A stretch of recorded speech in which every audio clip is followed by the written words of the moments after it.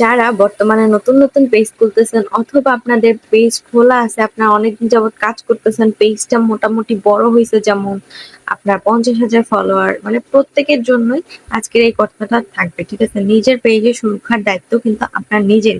So এই কথাটা অবশ্যই শুনে যাবেন এবং এই জিনিসটা অবশ্যই পেজে অন করে রাখবেন। সো চলেন বেশি কথা না বলে আমরা আমাদের ভিডিওটা শুরু করি। হ্যালো এভরিওয়ান, আসসালামু আলাইকুম। কেমন আছেন আপনারা সবাই?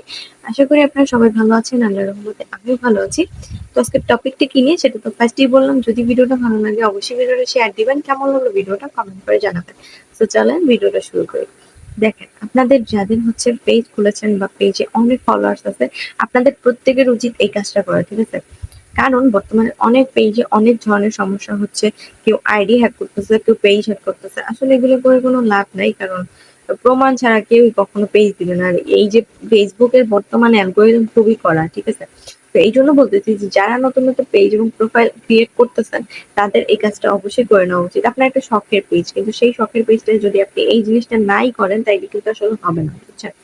আপনার যে প্রোফাইলটা আছে, আপনি ফার্স্টে ওই প্রোফাইলে গিয়ে টু ফ্যাক্টর অথেন্টিকেশন যে অপশনটা আছে ওইটাকে অবশ্যই অন করে নেবেন এবং পাসওয়ার্ড এমন একটা পাসওয়ার্ড দিবেন যেটা কেউ ধারণাই করতে না পারে। নিজের নামে বা নিজের নাম্বার, নিজের বার্থডে, এইসব হচ্ছে কোনো নাম আপনি দিবেন না। এমন পাসওয়ার্ড দিবেন যেটা আসলে কেউ ধারণাই করতে পারবে না। এরকম পাসওয়ার্ড দিবেন। ঠিক আছে?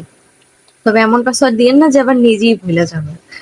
যাই হোক, তারপরে হচ্ছে আপনি টু ফ্যাক্টর অথেন্টিকেশন যেটা এইটা অন করবেন। অনেকে বলেন টু ফ্যাক্টর অথেন্টিকেশন এই জিনিসটা আসলে কি? টু ফ্যাক্টর অথেন্টিকেশনটা হচ্ছে আমরা গুগলে যখন জিমেল খুলি অথবা হচ্ছে ইউটিউব চ্যানেল খুলি, তখন হচ্ছে আমাদের টু স্টেপ ভেরিফিকেশন নামে একটা অপশন চালু করতে হয়। টু স্টেপ ভেরিফিকেশনটাই হচ্ছে ফেসবুকের টু ফ্যাক্টর অথেন্টিকেশন। এটার ফলে আপনার পেজ সহজে কেউ হ্যাক করতে পারবে না।